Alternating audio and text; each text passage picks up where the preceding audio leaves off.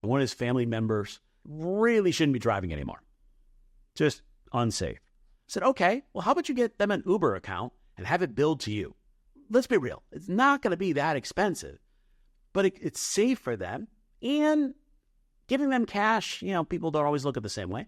So you're just taking care of them. It's an awesome way to give away money, wind down your wealth.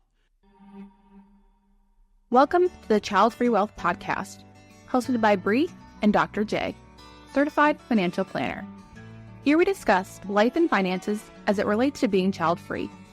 This podcast is for educational and entertainment purposes only. Please consult your advisor before implementing any ideas heard on this podcast. Hey, Childfree Wealth listeners. Just me, no Bree. I don't know where she is. Oh, no, wait. No, I'm supposed to be doing these along. These are a series about the child-free guide to life and money, the new book coming out. And if you haven't ordered it, come on, less than $20. Go for it. It's worth it. But we're talking about no baby step 8, wind down your wealth. And if you've been listening to our podcast, you've heard us talk about winding down your wealth or dying with zero a bunch, because this is a common one for child-free folks. At some point, you need to bend the curve of your net worth so that your money is going to what you have a priority for. I've talked about my nephews get what's left over. If they get $10,000 or $100,000, that's fine. If they get $1 million, I made a mistake. So at some point, I'm earning money that is only going to my estate, which is not a priority. So I need to stop working, maybe, change work, maybe. I need to start giving more money, maybe. I need to do something to start bending the curve. And I will tell you, when people get to this no baby step 8, it's really, really hard. So we'll do somebody's financial plan. We'll run it out. We'll run it out till they're 90, 95, whatever works for them.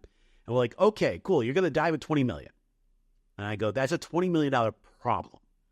And they kind of give me that head tilt, like our pug used to just give you that head tilt, like, huh? And it's like, that is a problem, because if your goal is not to pass on intergenerational wealth, that $20 million is going to something that is not a priority for you.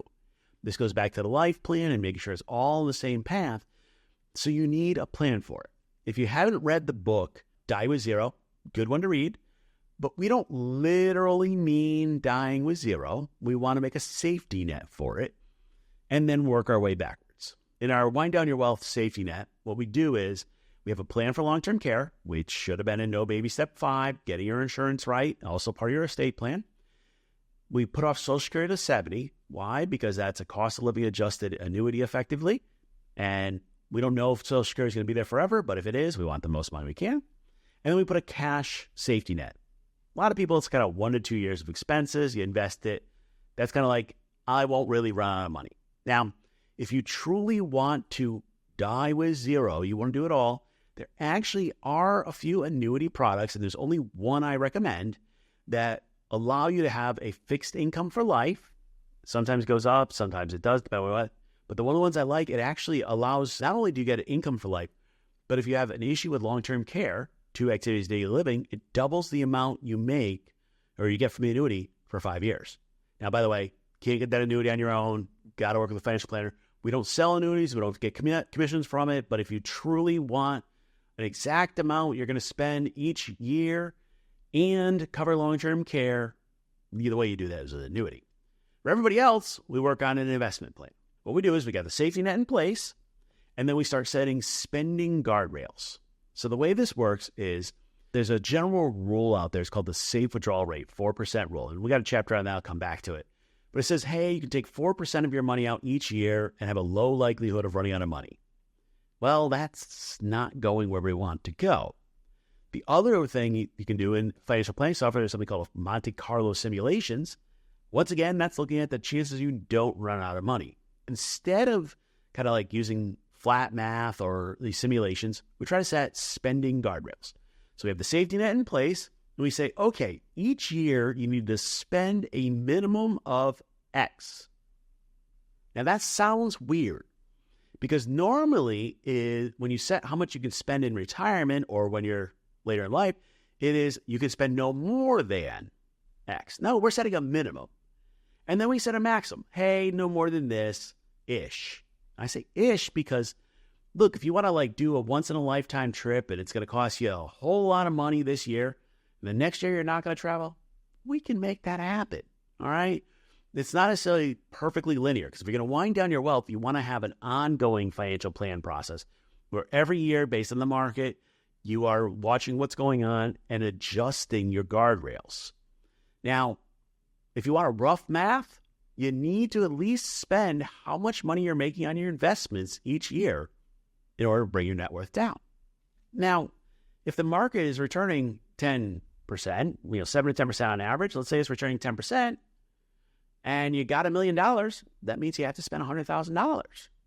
That sounds fine, but then people like get to a point where now they have $5 million sitting around, and they're like, oh, I got to spend $500,000. Wee, that's getting some good money. Interestingly enough, we've tracked this. We spend more time with our clients talking about spending money than saving money, because this is the hard part. Like, you've been a good saver your whole life. I got people with tens of millions of dollars still cutting coupons. I'm like, no, like, if you love cutting coupons, go right ahead. But like, first of all, there's apps that do that now. You don't literally have to cut out the coupons, but spend the money, enjoy it, figure out what you want to do. And what we often end up is creating a plan that's a combination of using money that you enjoy and giving. For example, a lot of folks that want to travel. So we make a goal where like, okay, we're going to do an equal amount of travel to an equal amount of giving. Not on for us to say, okay, let's spend $150,000 a year on travel and $150,000 on giving. That giving is actually going to be a tax benefit. We're going to get a deduction. I will say, when I asked them at the end of the year, which did you enjoy more, the giving or the travel? 9 times out of 10, it's the giving. Because when you give during your life, you can actually see the impact. You can actually be part of it. But you need to have a deliberate plan for this. I will say, when you get to this No Baby Step 8, winding down your wealth, great time to work with a certified financial planner, preferably a child-free wealth specialist, somebody who's an expert in this. But what happens is you need a professional to kind of like do the math on it, but also to look at taxes, because it's going to make difference. People talk about, well, later in my life, I want to do a Roth conversion. Great, if you're going to use that money. If you're not going to use that money, well, it may not make sense. We can give away our traditional IRAs rather than converting it and never pay the taxes. There's lots of fun things we can do when we get down to wind down your wealth. And this ties back to the end of the life planning chapter and the question of impact or legacy. This is where you get to do some fun stuff with your money. We spend a lot of time with clients talking about, okay, who made a big difference in your life that you want to take care of? And we can do some fun things like, taking care of family members and friends and helping them out. And it doesn't always have to be like giving them cash. I was working with somebody, and one of his family members really shouldn't be driving anymore. Just unsafe. I said, okay, well, how about you get them an Uber account and have it billed to you? Let's be real. It's not going to be that expensive, but it's safe for them. And giving them cash, people don't always look at the same way. So you're just taking care of that. It's an awesome way to give away money, wind down your wealth. This is actually, this winding down your wealth is kind of one of my favorite, like, fun parts of, planning. It's like, all right, I've done all the great things across my life. Now, how do I want to enjoy it? Me and my wife, I'll plan on getting on a boat and traveling the world. Now, hopefully that doesn't take all my money, but boats are expensive. Boats, by the way, terrible financial decision, but fun. So, what is our giving plan? We've talked about, okay, we get to this point, we put X amount of money in for a boat, Y amount of money aside for giving, and I get to spend the money on the boat, and my wife gets to spend her time giving away money. Now, probably for a lot of animal causes, but whatever it is, like, there's a lot of fun things you can do with it. But you got to shift the way you think. Winding down your wealth, man. I see people kind of put this off too long. And what happens is you got $5 million. If you wait 7 to 10 years, that doubles. Now you get $10 million. It's harder to give away all that money than it seems. Like, people are like, oh, no, I'll be able to spend it. Okay. Yeah, but you've been good at saving money and good at investing. You're probably not good at spending it, because those go together. You got to find the way to work to wind down your wealth so that hopefully you die with very little and you helped a whole lot of people and enjoyed your life on the way by. If you enjoyed the show, please consider leaving a rating or review. We'd love to keep the conversation going.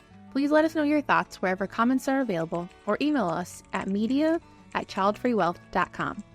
To stay up to date, find and follow Childfree Wealth on social media. If you're interested in working with us, learn more by visiting our website, childfreewealth.com. We'll see you next time.